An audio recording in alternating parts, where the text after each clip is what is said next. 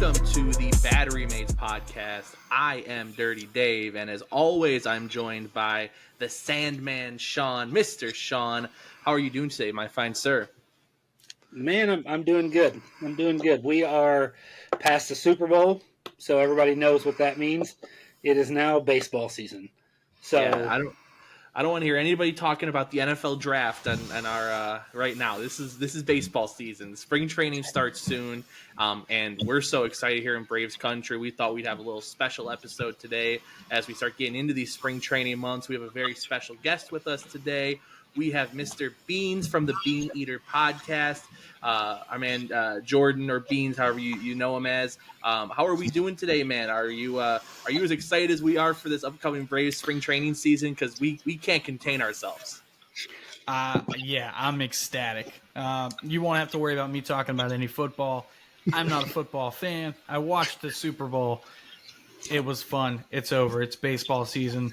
I am ecstatic for spring training to start. So yeah. Yeah, we have really big expectations here in 2024 for the Braves. I know everyone does, but we've talked a few times about already planning for going down for the parade. So hopefully we'll see you there around November or so. Before we get started with our conversation today, I do want to remind everyone to give us a follow. You give us a follow on Twitter, on YouTube, on Spotify. We're also on Facebook, TikTok, and now on Instagram. So look up the Battery Mates Podcast everywhere you consume media from. And Beans, if you want to jump in now with all of your socials so that people know where to follow you, this would be the time. Yeah, I mean, if you guys want to give us a follow, it's at Beaneater B. I pretty much just do everything through that account.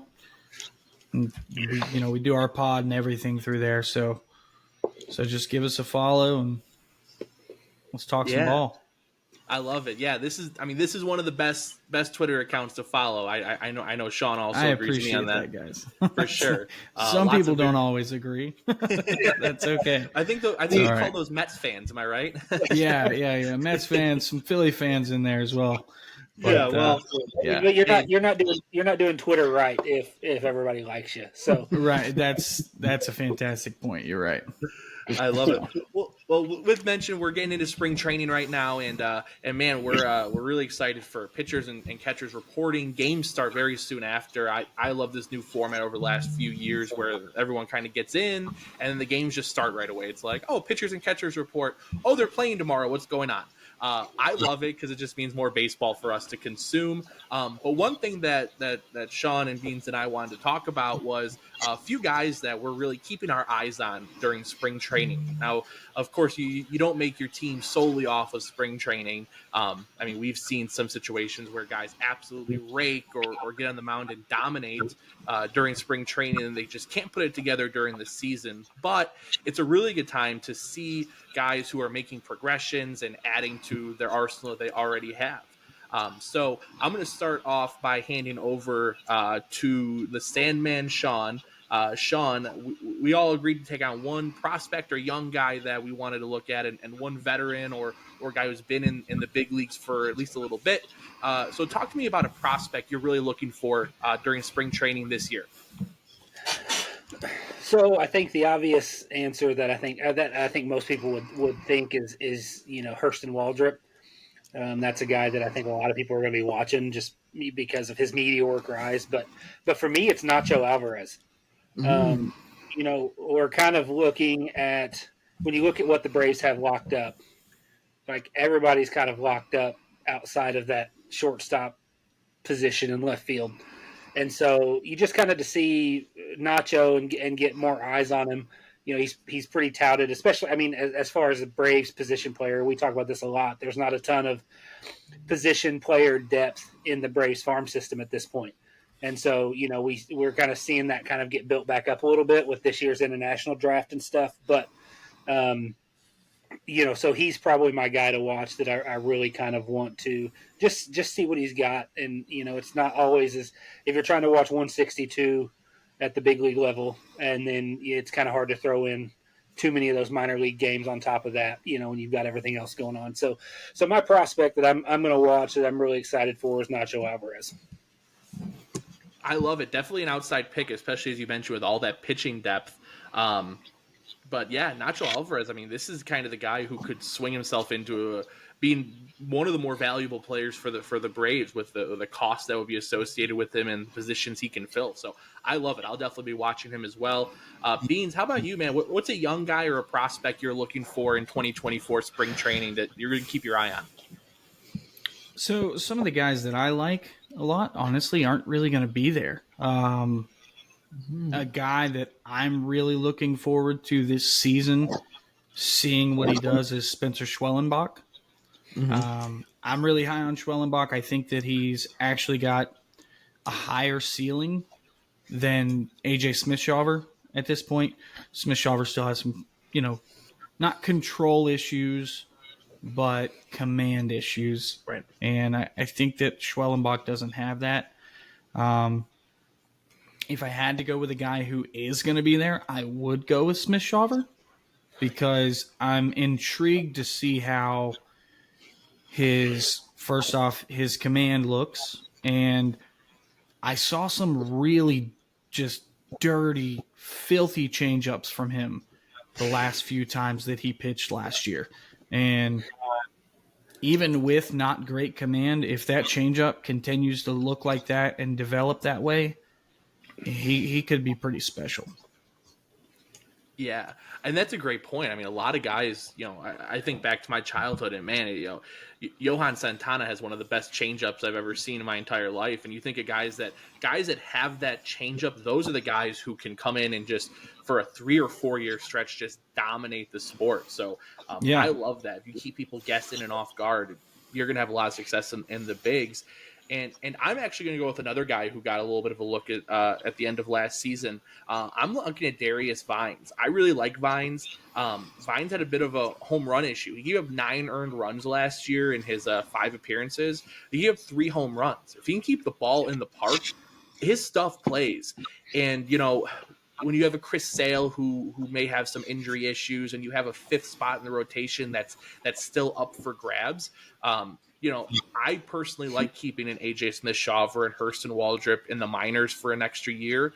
Save that year of control, let them develop and continue to get better at the things they need to get better at. Darius Vines going into his age 26 season, I don't feel like it's as important. If he's a guy who loses a year of eligibility, I don't feel like, oh man, we really missed out on that now. Right. So he could provide a really pivotal point, and make some big starts for the Braves down the stretch when they're fighting for hopefully not a division crown because they're already be clinched, but positioning in the playoffs. You got the Dodgers who've got to hold off for the 1 seed again this year, right? So I'm looking at Vines. I hope he pitches really well. And that's going to be my younger guy. But as far as an older guy goes, we'll keep the same order. Sean, give me an MLB guy, a guy who you think is going to make the roster for sure, doesn't have anything to prove right now that you'd like to see, during the spring training up here. Yeah, well, to piggyback off of what you guys said, Vines is a really good pick. I like that, and that's not somebody that I thought of when running through these. But as we've talked before, I am huge on if we can keep Smith-Shawver and Waldrop in AAA this year for an entire year and not play the up and down, like give them a year to just develop. I mean, Smith-Shawver just turned 21. Beans, you'll learn pretty quickly. I'm about as high on Smith-Shawver as you can be on anybody. I think dude has that fastball is like I said, if he learns how to command it, the changeup is already filthy. The fastball could be elite. Yeah, well, and I think that when you look at Waldrop, Schwellenbach, Smith-Shawver, I would say that because of the command issue, Smith-Shawver might have the lowest floor, but I think he's got the highest ceiling. So if I might give him a full year at AAA, I think that would be good for him. So I like your pick, Vines, there, Dave. So my vet or my MLB level guy, it's kind of twofold. So you said somebody that you don't have to worry about making the roster. I want to see Marcell Ozuna. And the reason is because he killed the ball in spring training last year, and then he came out and was a week away from getting cut. So I want to see some of those things from Ozuna and just kind of see what he looks like. My other guy that I think I really want to watch, and I have two of these guys that I didn't really know where to put them, so I hope I'm not stealing your guys. But one of them is Waskari Noah. So if a Noah can come back, and before he broke his hand, and then the other things that kind of stemmed after that, he was pitching pretty well. And so if him and Elder can tag team that fifth spot, that it's going to help keep Smith-Shawver and Waldrop down, then I'm all for that. So I want to see what a Noah looks like coming off of that. And then obviously Jared Kalenic. I think everybody's kind of going to see his sights are going to change his hands like he does with a lot of these guys. Kind of what are some of those tweaks that Kalenic might make to try to cut down on strikeouts and use that pop, that we see from him. So kind of a twofold answer, threefold, however, but those are my guys, definitely Ozuna and Inoa. Yeah, I mean, I kind of like the thought on Ozuna because there was, there's a lot of people who say that what he did last year was fluke and like came out of nowhere, and not really. Like his batted ball numbers have always been good. So as long as he continues that, he seemed to have found something with that swing last year. Hopefully he was able to keep that, on plane during the offseason. So I'm with you on that. Just to kind of go back, just kind of like you did, piggyback off that Vines talk. Another guy there that fits into that Vines talk is Alan Winans. Mm-hmm. That's a good one. And I'm with you guys completely about giving Waldrop and Smith-Shawver just another year in AAA. Just let them do what they're going to do, take their lumps down there. Let's not waste this, this service time that maybe they're not quite ready to be here.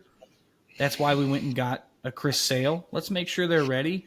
And I think that Vines and Winans both showed me last year that they can be serviceable in that spot. Mm-hmm. And then as far as a major league guy that I'm excited to watch this spring, it's Chris Sale. There's so many questions about his health and all of that, but this is his first healthy spring training, his first healthy off season since 2019. And in 2018, 2019, this guy was like a top 3 starter in baseball. Yeah. He was one of the best in the game. The peripherals are all still there. The fastball last year hit 99 at times. Sure, there was, the shoulder issue that he came back from, and he said that he's not having any residual effects, that are kind of still nagging. He feels perfectly healthy. I think that that's going to end up being a bigger steal than people believe, because I think we're going to get good Chris Sale, and I think we're going to get 25 starts of him. Wow, I love it, and honestly, I mean, I've been on record as not being a huge fan of the move, so I would definitely be one of the people that would be surprised and have to admit that I was wrong. That was a huge steal, but I'm for it. I'm okay with that. I have no problem admitting that I was wrong. So right, and if it doesn't work out, I've got no problem admitting like it was a good try, but it didn't work out. I mean, it's fine. That stuff happens. And especially with Alex Anthopoulos, sometimes he makes those out-of-the-box moves, and they don't always work out. Right. But more times than not, he proves that they do. So I'm just trusting Alex on this, and I think Sale could be big. So yeah, for sure. And this is the Pro AA podcast. We are about. Yeah. I think between the three of us, we're about as three of big supporters as possible for AA. So we're with you on that one. I'm going to trust them. I'm going to hope that I eat crow at the end of this season. My veteran that I'm looking forward to seeing this spring training is Michael Harris. Michael Harris is the kind of guy who could absolutely take a step into the stratosphere this year. He's had a really nice first 2 years in the regular season, but the biggest reason why I want to watch him is because of I know preseason doesn't equate to postseason, but I want to see if he's done anything differently, because the last 2 postseasons he has been a very very clear outlier to how the Braves perform most of the time, and he has been kind of the caveat of that. 1 for 27 in 2 postseason appearances at the plate. Now he has the incredible play in Game 2 to help win them that game, but I want to see if he's going to do anything differently. I want to see if he's ready to take that next step into being a superstar player in Major League Baseball. Yeah. He absolutely has all the potential to do that. I notated that during our predictions for the outfield, which of course we'll be talking about the infield later today as well during the show. But for the outfield, I said that I think he's going to win a Gold Glove. There's no reason he can't also win a Silver Slugger. He can do everything. And I want to see if he starts off hot in spring training. I think he takes that momentum right into the regular season, and then I think he could ride it the whole year. So I'm hoping to see superstar Michael Harris coming forward at the end of spring training here. And that's the right word, superstar. It's coming. Yeah, I love it. Yeah, I mean he's got every tool in the book, and I saw it and I meant to have it ready because I assumed, like, I figured somebody might talk about him at some point. But the comparison to his first 2 years of him and Bobby Witt, and you look at their slash lines and some things like that. And obviously I know Witt plays shortstop, so I'm not saying it's apples to apples. But Harris has a better slash line in his first 2 seasons than Witt does. And you see Witt just signed that huge deal. And it's like, look, that deal that we just signed Harris to is going to look really steal if he continues to to play at that level. And I agree, Dave. I think he's one of those guys that you're trusting in the next year, 2, 3 years most. That age 25 season, because I think this is age 22 season. That, like, okay, it's like this is a household name. Everybody knows who Michael Harris II is, and he's doing things out there that we haven't seen in a long time. So I like it. I think that's a good, and it's crazy to think 22 years old, but he really is kind of a vet at this point. Like he's been in the show long enough that like you can't really use that that young guy, and he didn't have a big sophomore slump or anything. So. Definitely there's a lot of interesting guys to watch. There's not going to be a shortage of reasons to watch the Braves spring training this season. No, absolutely. And, now that the roster is kind of set, there might be moves here and there, but a lot of teams are done or close to being done. And Braves Twitter is kind of in a tilly about maybe we're not done just yet. There's a specific move that's kind of been rumored going along. And I think we might all be on the same page on this one. So this might just be another agreement session. But we've been hearing a lot about Willy Adames as a possible Braves target. I know that me and Sean have discussed a little bit, and I've seen your tweets, Beans. So I think we might be in a pretty similar spot here. But Willy Adames to the Braves, yes or no? Let's start with Beans. No. I just don't like. I mean, okay, I'll say this: if we do a deal kind of like the Dodgers did for Glasnow, and it was contingent on Glasnow taking an extension. If something like that were to happen, and we give him a 4-year extension or something, 3-4 year extension, yeah, I'd probably be about that. But right now, he's a rental. He's got 1 year left, and he's not a huge upgrade over Arcia. Is he an upgrade? Yes. Just to clarify, yes, he is an upgrade. There were a lot of people who didn't like my take on that, but he's an upgrade, but not enough of an upgrade to justify giving up good prospects and paying $10 million more to fill the same position. So that's where I stand on it. If there's an extension, I'm all about it. Yeah. Well, I mean, I like that. Sean, I'll let you go next. I mean, what are your thoughts? Willy Adames to the Braves, yay or nay? So I'm in the same park as Beans as far as I don't think he's a massive upgrade over Arcia. Like he said, that he is an upgrade. I'm not sitting here trying to say that Arcia is as good as Willy Adames. That's not what I'm doing. But like we have to remember, and I say this a lot, we're not like we're further into the deals of Albies and Acuna and some of those guys. We've got pitching needs that we're going to need, and it's okay. Even with an extension, what does an extension look like for Willie Adames? And what does that do with our ability to go out and get a frontline starter next year? Even if Fried walks, which a lot of people think that's going to happen, Fried walks, Morton retires, and all of a sudden Sale doesn't work out. Yeah. We've got a bunch of holes in the rotation all of a sudden. Mm-hmm. Yep. And yeah, it's a fantastic point. What does an Adames extension do to that? Versus we've got Arcia he's got 2 years left at, less than $5 million or something like that. Right. So for me, it's even if you want to be like, he's a huge upgrade over Arcia. Okay, well, what good does that do if next year we have to trust Spencer Strider, Hurston Waldrop, AJ Smith-Shawver, Bryce Elder, and Ian Anderson, and all of a sudden that's our rotation? I don't know that it's worth it at that point, especially if we do have some guys that can play shortstop that are lingering in the minors that we could transition to, like we talked about somebody. Yeah, like Nacho Alvarez, who you just brought up, who, isn't that far away. He's going to start in Double-A this season. Well, just a couple of names of some guys who recently played in Double-A, started in Double-A, and then made it to the major leagues within months. Juan Soto, Michael Harris, Vaughn Grissom. Like, who's to say Nacho can't do something similar?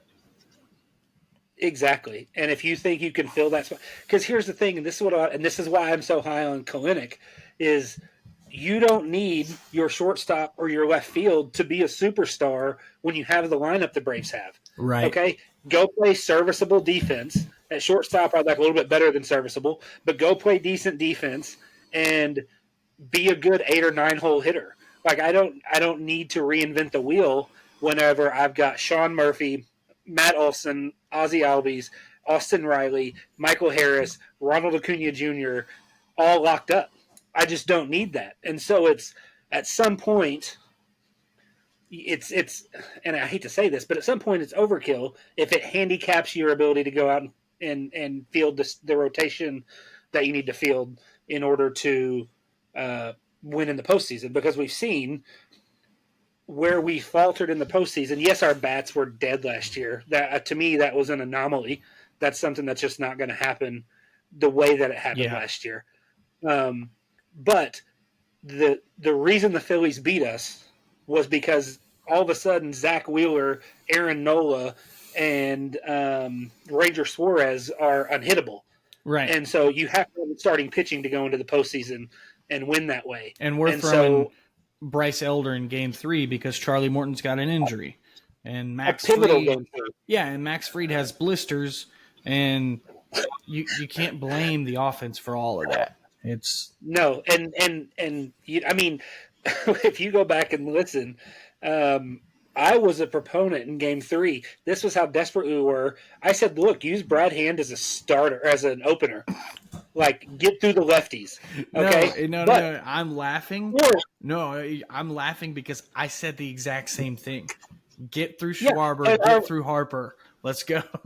or at the very least, he should have been ready when Elder got to those guys the second time. Yep. And he wasn't. And so that's one of those things where we cannot handicap our starters by extending a guy that's marginally better than what we have and who we may be able to field that position with somebody internally that's going to be substantially cheaper to keep this core together for an extended, even longer than it's currently locked up for. So that's where I'm at with it. Dave, I know you're relatively close in the same ballpark. But I was going to say, I want to hear what Dave says on this too. So you guys are going to make fun of me because I absolutely am not in on Willie Adames by any stretch. And I think the only area that he is better than Orlando Arcia at, like for sure, is power hitting, a thing that the Braves do not need more of. I mean, if the Braves need to hit more home runs, I mean, come on, let's not get crazy. We already have one of the best. Like, it's not like we didn't get any power from from Arcia. He hit 17 home runs last year. Yeah. Like, we haven't had a short. Well, okay, Dansby hit 27 and 24 or whatever, but like that was only 2 years. Like earlier in his career, he was hitting 14, 15 home runs. Why all of a sudden do we have to do this when Riley and Olsen hit 54 home runs? Why do we need 25 from our shortstop? We don't. We don't need that. Exactly. We don't. I personally, I would rather have Orlando Arcia for this Braves team that we currently have than Willie Adames. Straight up. Like, if they were like, hey, we'll trade you Adames for Arcia, if I'm AA, I say, I'm good, thanks, though, and I hang up the phone. Yep. I'd rather have Arcia. I'm not a Willie Adames guy. When he got traded from Tampa to Milwaukee, I mean, he was phenomenal for that half a season. And the 2 years since, if you take away home runs, which, again, I mean, we're saying take away home runs like it's not a pivotal part of the game, but it just to prove a point. I mean, last year he hit 24 home runs as a shortstop, and he had an OPS plus under 100. I mean, that's hard to do. That's hard to do. That position with that many home runs. Yeah. You know, he's a little bit better defender, but for the Brewers, that's great because they don't have a lot of pop. We have the most powerful lineup in the history of the game. Why do we need a Dansby Swanson or a Willie Adames hitting 25 homers? We don't. yeah. Yeah, I'm good. I think we all perfectly agree on this. And the other important thing to me is, you know, like this year the Braves needed pitchers. So they went out and they found a veteran that they could get on a 1 or 2 year deal to fill a position for him in Chris Sale. I mean, what's to say they can't do that next year and some team's not going to say, hey, we want to get rid of this shortstop now. Or there's a few low-end free agents. I'm not talking game changers, but, I mean, come on. With the Braves' current lineup, Garrett Hampson just signed a 1 year deal with Kansas City. He's going to be a free agent. He got $2 million. Can Garrett Hampson fill a hole and play 80 games at shortstop for you when you have all the players we've already mentioned today? Sure, absolutely. You're allowed to have one hole on your offense. Like if you walk into a day and you don't have 9 guys who could play on the Murderers Row Yankees, you're 8 of them's fine. 8 of them's a good number. So I don't feel like it's a need. I don't care for the player itself. To me, I hate the rumors. If I could stop them, I would stop them. I don't have that kind of pull yet on Braves Twitter, but one of these days when I do, I'm going to be the one to put a stop for something like that. Well, with that power comes regrettable things sometimes. So it's not always fun. You get the people from the back of the bus screaming ridiculous things also. So it's a double-edged sword, that's for sure. Yeah, so. For sure. Well, hey, maybe one day I'll find out. Yeah. Let's change. Hey, I'll help you guys get there. Yeah, there we go. I'm about it, man. Let's go. Let's change gears a little bit. Beans, we have a couple of segments we do really quickly that we'll get your opinions on, but we do want to run through them. And that's going to be the prospect of the week and the bet of the week. So the prospect of the week, Sean, you don't mind if I go first, do you? No. I think I'll let it slide. You can handle it this time. I think you got it. I love it. I'm going to be talking about. You can't blow the segue. Oh, because I had an epic segue when we recorded last time, and so we can just make sure you segue. Okay. Well, speaking of things with great potential like this segue, let's talk about my prospect of the week here. See, if you're on YouTube, you're going to see me throwing up the fist right now. Crush that one. Good job, guys. Let's talk about Diego Beaneater this week. Last week I talked about Douglas Glod, who is one of the 2 international free agents that the Braves signed last year, and now we're gonna talk about the other one now. Diego Beaneater is a very, very raw 18-year-old shortstop. So again, if we're talking about shortstops of the future, maybe this is one of your guys. As a raw 18-year-old, he's got a ways to go still. We're looking at about a 2027 ETA arrival time for him hitting the majors. With him being very raw, we saw a really huge jump in a few metrics last year. He got a nice jump to his batting average in the minors and rookie ball. He he dropped in errors, but he went from one of the most obscene fielding numbers I've ever seen, with like 17 errors in 50 games in rookie ball, to like 12. So he has a ways to go with his glove. But again, 18-year-old raw, he'll get there. He's trying too hard, I'm sure. But yeah, he's a guy who takes walks, slaps the ball around the yard. He's still growing into his body, so he'll add a little more power, but he hasn't really shown a home run swing just yet. They signed him for $2.5 million out of Venezuela a couple years ago. He did get a little spring training time last year, so he definitely might get a few at bats this year as well.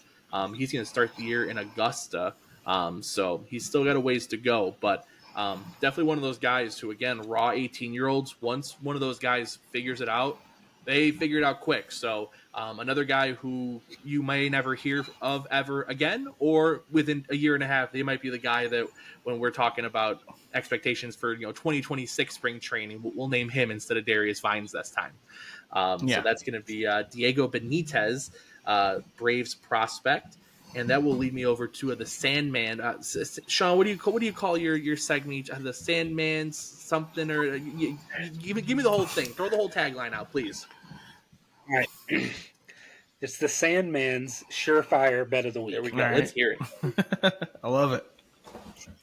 All right. So pretty much everybody knows at this point, I'm a huge MMA fan. I was an MMA competitor for 10 years. So that's kind of my thing outside of baseball, is MMA. So I'm going to my bet of the week. Beans, if don't know, it's always a parlay. I'm a parlay guy. You gotta give me like, I'm talking like 5 legs at least. So that's always what I go with. I think what is this, episode 14? I think I'm like, I don't know, 3 for 13 or something like that. That's so rough. like, I'm a service. Rough. But I mean, if I was playing baseball, I'd be service. Yeah, that's fair. So you know what I mean? Fair. Like, Yeah. So that's kind of where I try to keep it at. Like, in baseball, if you fail 7 out of 10 times, you're elite. Hey, so you're 2018 Charlie Culberson. Okay, you can't complain Exactly. too much about it. Wow, I'm going to start calling you that now. That's incredible. So, but I will say, of the 3 that I think that I've hit, 2 of them have been UFC cards. So this is one of those things. So my bet of the week this week, UFC 298 is happening this week. Main events: Alexander Volkanovski versus Ilya Topuria. And I'm actually going to take the underdog, the challenger. I think he's going to beat Volkanovski for the belt. So I'm going to take Topuria, whose money line is at plus 102. All of these are on DraftKings right now. And Dave, man, I told you not to butcher the segue. We didn't give our disclaimer. This is not betting advice. Mm-hmm. This is not gambling advice. This is not financial advice. If you have a problem, 1-800-GAMBLER. There's a hotline. If you have an issue, as Dave always says, you have to make sure that don't bet more than you can lose. Yeah. So this is not betting advice. This is not gambling advice. Don't bet more than you can lose. Yeah, that's good advice. Yeah, don't put the rent on this parlay, guys. No. But if you put $15-$20 on it and you're eating steak later on, you think of Sean when you do it. But not betting advice. Exactly. Yeah. So that being said, Topuria plus 102. I'm going to take Marcos Rogerio de Lima over Justin Tafa, the money line, minus 142. I'm taking Mackenzie Dern money line. She's a dog, plus 110. Ian Gary money line, minus 225. And Robert Whitaker, Mr. Bobby Knuckles, one of the best nicknames in all of MMA. Bobby Knuckles going to take out Paulo Costa, I think. He's a plus minus 225 favorite. So total, that's a plus 1223 line. So $10 pays out $133.20. So you can definitely take the family out to dinner and turn $10 into a steak dinner. But again, don't bet the rent on it. Don't bet more than you can lose. Not gambling advice, not betting advice. But UFC 298, that is the Sandman surefire bet of the week. I love it. I'm gonna be rich, but I mean, of course, don't not advice. I do want to, before I get into our last segue and segment, I do want to say that you mentioning 2018 Charlie Culberson made me realize that none of us put the player to watch in spring training as pitcher Charlie Culberson. Not one of us thought of that. That's interesting. It seems like a missed opportunity looking back now. It is. It is. I don't know about you guys. I'm excited to see where it goes because I mean, like. You look. I've been notably not the biggest Charlie Culberson fan over the last year, just because, like, I just see wasting a roster spot as like to me that's the worst sin you can do as a GM. And I get it; they love Charlie Culberson, but you gotta respect a guy who's got the balls to go out and try something like that. And we've seen him throw 94, so who knows? You know? Like, yeah. Oh, and my thing is like Dave always says, look, and I'm just gonna take your line here, Dave. Dave always says, look, we don't want to see Charlie Culberson pitching meaningful innings in Atlanta. Okay, that's not what we want. But for me, I think he's at a little over 7 years, 7.5 years of service time. Yeah. I'm like, dude, if he could figure it out just enough for us to trade him to like Kansas City or Pittsburgh, like go get your 2.5 more years of service time as a relief pitcher, you know, and get your pension and ride off into the sunset. Like Dave said, I think he said the best part about that is free tickets for life or something like that. He said he'd rather have that than the pension. So I did say that. I forgot about that, but I did say that. They get free tickets for life? Oh yeah. You get a gold card. That's pretty sweet. Yeah, I mean, you go to they give you a gold card. It's literally a gold plated card, and you just like go to the team's ticket office, and you're like, "Hi, I have this card," and they'll just give you tickets to the game. Yeah, it's phenomenal. And I just looked because I was curious. He is 50 days away, 50 days of MLB service time away from getting that card. So he could have that shored up by June. Yeah, see, I didn't realize that he was that close. I thought he was further away than that. So he's 50 days away from 10 years of service. If he makes the roster 2 months into the season, they could send him back down with that gold-plated card and a nice pension, and never talk about Charlie Culberson ever again. And I didn't realize he was that close either. That's phenomenal. Good for him. Yeah, see, so I'm glad we're talking about this because I'm rooting for him. Yeah. Yeah, figure it out. Go to one of these teams that can afford to. Hell, send him to triple or quadruple A Chicago, and let him try it out there with Jesse Chavez and Jared Schuster and everybody else that's out there. Mike Soroka, Nicky Lopez. You know, try it out over there with the 2019 Braves. So Kevin. I think Pillar's out there now too. Yep. You know, like just. Just send him over to Chicago, quadruple A Chicago, and let him get that 50 days of service time and let him ride off into the sunset. So I'm rooting for him. I felt like it would be a disservice to give him one of my spot because he was really like that was one of the guys. But I was like, I'm going to take it a little bit serious to start with. But yeah, that's going to be a fun thing to watch. So. Yes, it probably was a missed opportunity, but he got it here anyway. Yeah. Charlie Culberson found his way in. Yeah. Got his own segment versus having to be one of 6 or 8 guys that we mentioned to start the show off. So good for you, Charlie Culberson. Good for you. Best of luck. I hope he comes out and is like with the full spring training and everything. Like it's like throwing like 97. Yeah. Like that just would be like the bee's knees, dude. I'm like, let's trot him out. So, all right. Well, I guess we should now segue from somebody that played probably every position in Atlanta besides catcher, probably. And let's go and see what everybody thinks about the infield for the 2024 Atlanta Braves. Sean, I couldn't have done it better myself. That segue was beautiful, man. I love it. I hope you guys don't mind if we go out of order, because I kind of have a specific order I want to go about things here, if that's okay with everybody. Look, man, you're driving the ship. You just steer us and don't let us hit anything big, man. No icebergs. Well, I'm going to steer us right into Orlando Arcia, because we were talking about him a little bit ago, and he's definitely the kind of guy that if you can get good production out of him, you're going to have a successful season with everything else around. So I'm going to change up the order a little bit this time. Beans, I'm going to go to you first, man. What are you thinking about a slash line here for Orlando Arcia? A slash line. Probably 250, like 250, 320, and then slug, I don't know, 440 maybe. Yeah, I mean, he's not, like you said, he's not, you can't expect him to be a superstar. He's not. But ever since he came to the Braves, he's been with the Braves for a portion of 2021, the majority of his playing time in 2021, and then all of 2022 and 2023. Since coming to the Braves, he's got a 97 weighted runs created plus. Okay, he had a 99 weighted runs created plus in 2023. That's who he is. He's going to be an average hitter. He's going to give you an average slash line with some slightly above average defense. And for this team, that's phenomenal. And we should be happy with it for $2 million a year, or whatever pennies we're paying him.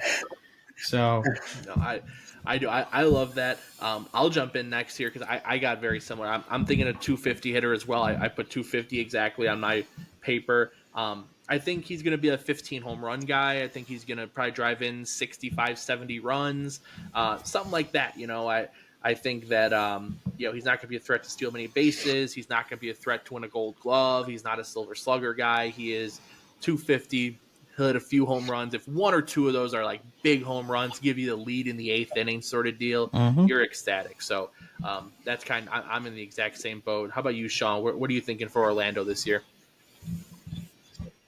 Yeah, I mean, I'm pretty much all over it where you guys are at. Just like the last couple episodes, we have not talked about these projections prior to the show. So if we're all over it, that's just how our minds all work the same. Dave and I have had a couple that we've almost been identical, and we didn't know it until we spit it out here on the show. So, but to show you just how close it was, I have him at 255 with 18 home runs and 65 RBIs. Yeah. That's Orlando. Those numbers are Orlando Arcia right there. That's just boom. That's who he is. So I think we're all right in that same ballpark there, Dave. So I love it. What's the next guy on your list, Dave? Because I've got a feeling I know who one of the last guy. I know it's one of two guys. So I want to see how you get us there. Now I'm trying to compete with you and not make it that way. No, I'm just joking. Next up, I want to talk about our starting catcher, Mr. Sean Murphy.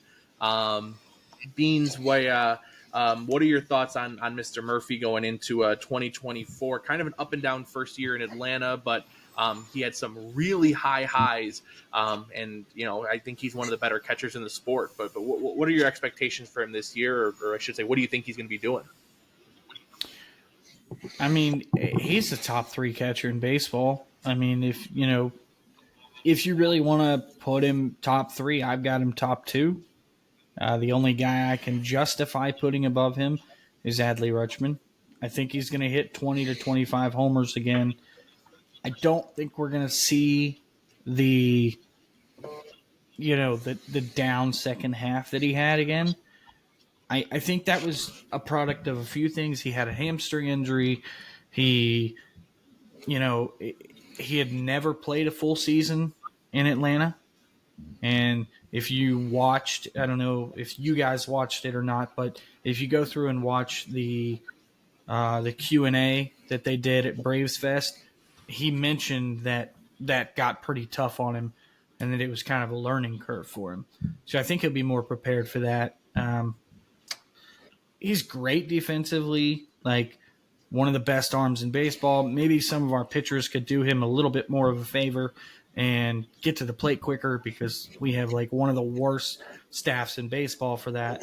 But as far as Sean Murphy goes, man, he's the whole package as a catcher. I love it. Very high expectations. How about you, Sean? What are you thinking about for your fellow namesake this upcoming season? Yeah. So I think the big thing with Sean Murphy is if I looked at it right, he played 108 games last year, which he had pretty good numbers for somebody that only played 108 games. So you wonder, are they going to timeshare as much as they did with Darno this year?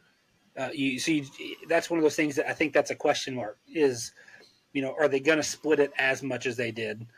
Because they kind of talked about, like, maybe as a catcher DH split, and then all of a sudden Ozuna figured it out, and it was like, we can't take Ozuna out of the lineup, and so now you've got Darno and Murphy that you're trying to find playing time for and at bats for and things like that, and so I think if he plays that same kind of 110 area as far as games go, I think he's going to be pretty similar, but I think he's probably in the 265 range as far as his average, maybe 270. I've got him at 25 home runs and about 75 or 80 RBIs. I think that's going to depend on where they put him in the lineup, because I don't think there's going to be drastic changes, but I do think adding Kalinick, I think you may see Harris move up in the lineup. So I think there's some moving parts where it's like you just kind of don't know where Murphy's going to fit in there. Is he going to hit fifth after Olsen, or is he going to hit seventh? Like, kind of where's he going to fit in at? What's that going to look like? And I think that's going to dictate kind of some of those RBI opportunities and things like that. But I definitely do. I think he's definitely, one of the best catchers in the league. Great defensively, like Bean said, great arm. So I don't think you can ask for any more there. And I think he's going to have a better year this year than he did last year. It's just kind of what the guys do that we get their second year. It's like they adjust and they acclimate, and then they kind of improve there. So I think it's going to be a really good year for Murphy. And I think he's going to play a little bit more than he did last year. Like Bean said, I think he's going to be a little bit more ready for that workload. I'll say outwardly that I think it's the first time I'm just completely different. I really like Sean Murphy. He's so good defensively. I just feel like he struggled last year, and I think he's going to keep struggling like he did at the end of last year. I have him about a 240 average and about 15 home runs and driving in 60 runs or so. I think Travis d'Arnaud is going to kind of have his swan song season.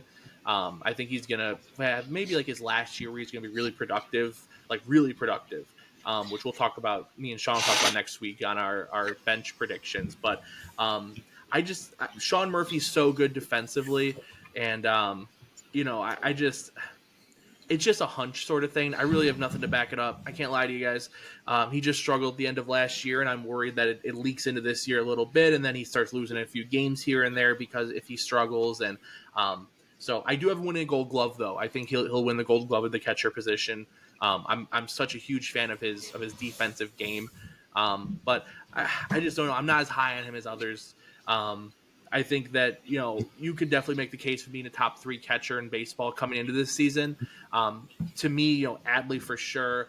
I like Jonah Heim. I think both Contreras brothers are really good. And there's a whole range of like 5 or 6 guys if you include JT Realmuto, which we won't because this is a Braves podcast and we know. But if you wanted to include him, that whole stretch right there is all kind of mishmash. You can make a case for him being second or third or 6th or 7th even. So I'm hoping I'm wrong on Sean Murphy. It's just kind of a hunch I got. And that's really what we're doing, right? And we're not, we're not backing most of this stuff up. We're just making predictions. So, all right, pressure's on. I got to eliminate one of the guys Sean thinks I'm saving for the end. Let's talk about Ozzy Albies. The second baseman of the Braves. Sean, did I take away one of your guys or no? Nope, I knew that was where I thought you were going next. I'm getting predictable. All right, I'm getting predictable. Okay, I got to change things up here. Let's start with Beans here. Ozzy Albies. Let's talk about him going into this year. Ozzy. Okay, so I this is what I said the other day when I was talking about Ozzy. Ozzy is health permitting. As long as Ozzy is healthy, he is the most automatic 25 to 30 home run, 100 RBI, 4 WAR player in the game. Like, that's, if you look at every year that he's been healthy, it's 24, 25 homers, 20 to 30 every year, and then close to 100 RBIs, and it's like 3.8, 3.9, 4 WAR. Like, that's just who he is, man. Like, if he's healthy, you know exactly who you're getting. I hope to see the defense improve a little bit from last year because his defense really took a step back last year. And maybe that was, him returning from not only did he break his foot the previous year, which maybe robbed him of a little bit of range, but also he hurt his shoulder. He had to have shoulder surgery, so maybe his arm wasn't as strong as it had been.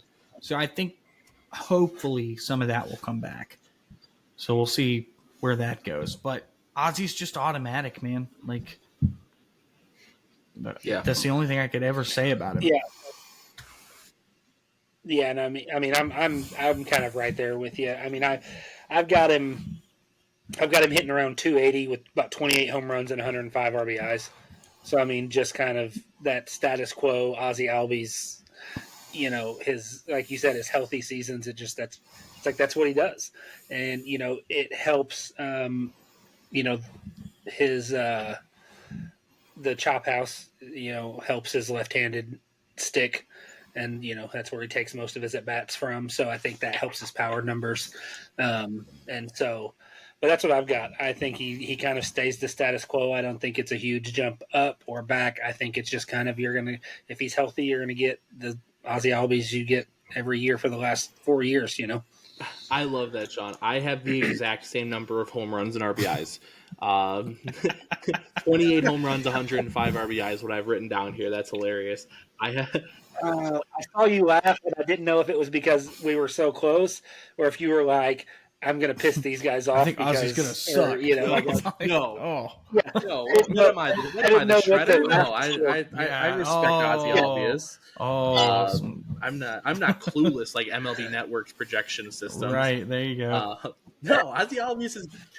But yeah, he was projected, but they ranked him like 62nd overall in the top 100. And he was above second baseman who were behind him on the top 10 list. It was just like, what? So he was only a couple spots behind Ketel Marte. And so you're like, dude, like Marte was fifth on the thing. You've got the guy that was, I don't remember who it was. One of the guys that was like 98 was above, it was like 6 or 7 or the kid from the Twins, right? What's the guy from the Reds? McLean. Here's that's who it was. I did specifically. I specifically brought up the Shredder. Shredder went Betts, Altuve, which Semien 3, great, sure. 3 for 3. Then Luis Arise, a guy who could only do one thing, and last year at the end of the year was terrible at it. Ketel Marte, Matt McLean, Andres Jimenez, Edouard Julien, Zach Geloff of the Athletics. Zach has like 3 months of MLB service, by the way. And then Nico Horner of the Cubs. And no Ozzy Albies on that list. And we should say all great baseball players. Absolutely. All great baseball players. But Ozzy Albies has been putting up 4 WAR years every year since 2017. No, for sure. Why is he not a top segment? I will say I do think that he has a higher average than I think that Sean, you said about 280. I think he'll be a 300 hitter this year. I think he's gonna. I really like his fit with the type of player that Marcus Tuiasosopo was. I think that they're going to have a really good chemistry together. I think that Tuiasosopo is going to get a lot out of Ozzy Albies. So that's kind of why I had projected him a little bit better than he did last year. A little bit of boost to his numbers. How about we got 2 left, the corner infield. Sean, you pick, man. You want Matt Olson or Austin Riley first? Actually, you know what, Sean? I'm going to stop you, Sean. We have a guest. Beans, who do you want to talk about next? Do you want to talk about Olson or Riley next? All right, so I want to talk about Matt Olson first. And there's a reason why. I'll tell you that in a few minutes when we get to Austin Riley. So a little tidbit there, some breadcrumbs. I mean, dude, you can't possibly ask for more than Matt Olson did in 2023. And if you do ask for more and you get it, just whatever, give him the MVP or, the MVP, whatever, I mean, the dude hit 54 homers, drove in 139, did it while he hit 281. not very normal. Like, he had an incredible year. Like, I don't know if, and this is probably going to piss some people off, maybe, I don't know. But if you go look, Matt Olson's 6.7 F4 in 2023 was higher than any season that Freddie Freeman ever played in an Atlanta Braves uniform. So that's what type of ridiculous season he had last year. I think he's going to be a 45 homer guy again. We'll see if he gets to 50 again. But I don't know. I've already got another guy on the Braves that I'm picking to hit 50 homers in Ronald Acuna. So it's hard to pick two. Wow. So that's where I'm at with Matt Olson. I love that. So. Sean, I'm just gonna sneak in really quick. I'm gonna say what Beans wanted to say. This is me saying it, so that way nobody get on him about this. Better than Freddie Freeman. Boom, done. I said it. I said it. Hey, he did win a Silver Slugger over Freddie Freeman. Like, Freddie's, like, for me, Freddie's still the guy. Yeah, but he could take a step back this year. He never had a 7-WAR season in his career, but he's had 2 back-to-back, first 2 seasons with the Dodgers. Like, he's 34. Like, he could take a step back. So I love it. But that was me saying that. Well, just in case anyone wants to get on Beans. That was me. I'm using the numbers he gave us. It's fine. Say my own opinion. Sean, give me your numbers on Matt Olson, man. What are you expecting from the guy who is now the single-season home run leader in franchise history? So, I'm gonna piggyback off of what Bean said and off of what you said, Dave. Obviously, hindsight's 20/20, but I think that Matt Olson is the obvious choice between him and Freddie Freeman in the offseason that change was made moving forward for what the Braves are. I think that's obvious, and now in hindsight, it's I think it is too. And hey, look, Freddie likes it in California. Good for him. He gave tons of years to Atlanta, bunch of fond memories. That's no hate. He brought a ring here, man. He did. And it's he did everything that you would want for a guy that you bring up that kind of was grown here. Like, he did all of that. Everything's fine. But I think long term, I think Matt Olson's the guy. I think it's obvious. But I have him, realistically, pretty similar to where Beans was at. I've got him hitting in that 280 to 285 range again, 47 home runs and 128 RBIs, sniffing 130 again. So I think I'm going to make a bold prediction here, and we'll talk a little bit about the third part of the wheel, so to speak, in this. I think the Braves finish with 3 guys in the top 5 of MVP voting next year. Wow, 3 of the top 5? Yep. I think Olson, Acuna, and then the guy that we're about to talk about. I'm going to give my numbers, and we'll talk about Austin Riley, because this is very funny to me that we're talking about this like this, and I think we're all going to say the same thing, which is going to crack me up, because I'll explain why in a little bit. But Olson, I think that when you talk about Olson, like, taking a step back for him is just not putting up, like, video game numbers. So when I say that I think that Matt Olson's going to take, like, a step back, I don't mean a step back to, like, being, like, an player. Technically, we all predicted him to take a step back. So You're right there with us, I think. 265 average. I think his batting average goes down a little bit, a little lower than what you guys said, but 45 home runs and 110 RBIs is what I have him at. That's still a phenomenal season. You take that from anywhere in your roster, especially first base. But yeah, I'm kind of rushing through it because now I want to talk about Austin Riley with you guys. I feel like a kid at a candy shop where I'm like, okay, let's talk. Let's go. Okay, Beans, you're our guest, but after what I heard from Sean right there, I do want to hear. You said you have a bold prediction. Let's start with Sean. You just spoke very highly of Austin Riley. What are your expectations for him this year? So I think Austin Riley's going to have an out of his mind season this season. I think he takes a step up and becomes the undebatable best third baseman in baseball. And I think I don't really know. You've got J Ram, that's really kind of the only guy that I think you can put in that category with him. Arenado is not the Arenado that he was, 3 or 4 or 5 years ago.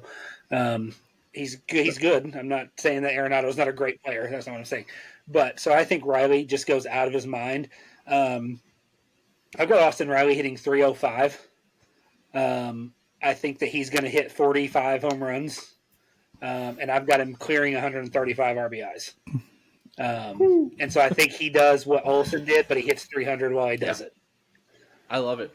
And that's such a phenomenal season for Austin Riley, who, he's in superstar status right now.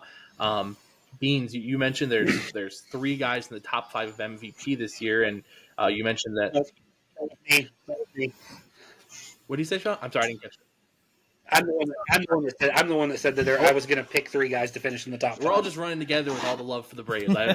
You're spot on. I apologize, but Beans, what are you thinking about Austin Riley in 2024 here, man?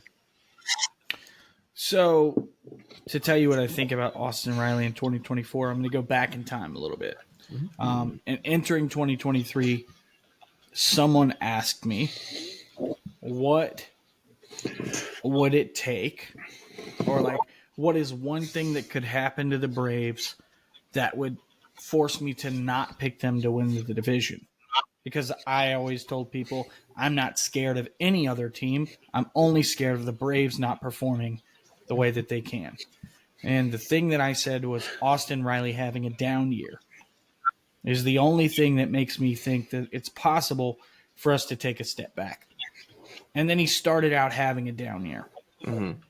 And by down year, I mean like he had like a 758 OPS in the first half or something like that, and then went bonkers with like a 968 OPS in the second half.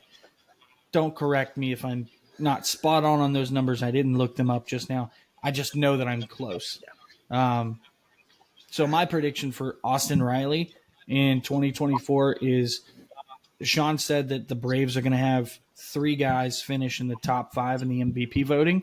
It's going to be Matt Olson, Ronald Acuna Jr., and the guy who's taking the MVP home is Austin Riley, because he's going to have that season that we knew is coming. It's there. He's going to win a Gold Glove. He's like it. Austin's on the he's on the edge of becoming, like you said, the undisputed best third baseman in baseball. The dude's going to hit 45 homers. He's going to hit 300. He's going to, I don't know, about 135 RBIs. That's a lot of stakes. Matt did it, but I don't know. He did that with 54 homers, so that'd be kind of hard. But I think the walk rate's going to come up a bit. The K rate started to come down last year. That second half last year, we really started seeing something from Austin Riley that was special, and I think it's going to carry over into this year. And at the beginning of the year, and I'm not trying to run on forever, but at the beginning of the year last year, Austin talked about he was seeing a sports psychologist. And I think that there was still some of that, like him working through some stuff in the first half. And then you could tell it was like he was so confident in the second half. And I think we're going to see that all year long in 2024. I love it. Bold prediction. Bold prediction for sure. Yeah, bold to call him the MVP, but I just feel it, man. Yeah. I feel it coming. If you're listening on Spotify, you'll need to go to YouTube for this portion. If you're on YouTube, hi. You're here for the fun part, because this is visual. Because I just want to prove something right there that I absolutely also have him winning the MVP this year. Yeah, that's an MVP right there. MVP right next to Austin Riley with a 315 average, 48 home runs, and 140 RBIs, doing more than Matt Olson last year. So you think he's going to break Matt Olson's record? Yes. I 100% do. Austin Riley is about to have a crazy season. He's going to hit the cover off the ball. He's going to be going for 50 home runs. He's going to win the Silver Slugger. He's going to win an MVP award. This is really, when you think about it, because we know how voters are, this is like the last chance a Brave has to win an MVP for a while. It is. Because every year you're going to have, but he's also a Cy Young candidate. But can he be? He's really not. He's really not, though. But we'll see. I'm with you guys. But no, I mean, I think he's going to have an absolutely insane season. Again, you mentioned it, but man, he looked so confident all of the second half of last year. And I mean, he's not a streak guy. He's not a guy who needs to get hot and stay hot. He's the kind of guy who any given day, if he went 0 for 4 yesterday, he could go 5 for 5 today with 2 home runs. There's no doubt about it. And so to me, I'm really high on him. I like third baseman. I've always been, geared toward third baseman. I think it's fun playing the hot corner. And so I just always think a little more highly of those guys, I'd say. But yeah, I absolutely have him winning the MVP as well. He is an absolute superstar in baseball right now. It is him and Jose Ramirez and maybe Rafi Devers as the 3 best third basemen in baseball. I put Devers a little bit below the other 2. I think J-Ran's phenomenal. He could absolutely win MVP this year in the American League. But yeah, man, I walked into this thinking that I'd be the only crazy guy saying he was going to MVP. So I'm happy I'm not the only one. Beans, I appreciate you for that one, man. He's special, man. We're so lucky to have Austin Riley, and he gets no love. He gets love, but he gets overlooked. So it's awesome. I'm stoked for him. Well, it's easy to get over. It's easy to get overlooked when you have a teammate that hit 54 home runs and batted in 139, and then another teammate that went 40 and 70. It's kind of easy to fall into the thing there. And honestly, Acuna is the only reason why I don't think that Riley wins the MVP, because I've got Riley as the runner-up for MVP and this year. Also a fair, so that's also a fair bet for Ronald. Like I said, I've got him hitting 50 homers. I've got him going 50-50, but I still think Riley's going to have that year, man. Yeah, and voter fatigue exists. Absolutely. It does. Except for that guy I just mentioned a little bit ago in LA. Everybody else, if you do the same thing you did last year or just improve slightly, people are like, well, yeah, we kind of expected it, but look at this guy. We didn't expect him to do that. So, he definitely has a bunch of the factors that lead toward potentially having an MVP season, and man, we think he's going to do it. I love it. That was the infield, man. We've talked about the outfield and starting pitchers on previous shows. Make sure to check those guys out to hear our predictions about guys like Acuna and Max Fried, who I had winning an award as well. You'll have to hear a little about that on there. But that is going to do it for this week's episode of the Battery Mates podcast. Beans, I'm going to give you the floor one last time, man. Tell the people where to follow you at. So, yeah, just, follow me on Twitter at BeaneaterB. That's really the only social media I use. You can check us out on YouTube, though, and that's under Beaneater Buzz as well. Give us a like, share, whatever. But real quick, if you guys don't mind, I'd just like to say thank you for not only having me on the show, but, a couple weeks ago, you guys also, shouted out what's going on with my daughter, with Poppy. And I just really want to say that's really classy. I really appreciate it. And, I look forward to, hopefully doing this again in the future with you guys. Dude. Yeah, man. Absolutely, man. Like we said the episode a few weeks ago, man, it's we're Braves Twitter family, and I'm glad we got a chance to get you on. Tonight was a blast. I've had a great time with you guys. So we'll definitely do this again, and then maybe on the next one we can come up with some sort of thing where we might disagree on something, because I feel like that would be good. But it's hard to disagree with this team, man. They're just so. Yeah, it is. So. It's a good problem to have, for sure. They're special. We could be on another team that we're trying to figure out who's going to be the third starter, and talking about can we make a wild card run. So I'm excited. We're wondering which of our players are going to win MVP this year. Right. It's a good problem for sure. Well, for Beans at the Beaneater Podcast, give him a follow as mentioned on Twitter at BeaneaterB. That is the Sandman Sean, and I am Dirty Dave, and we will catch you all on the next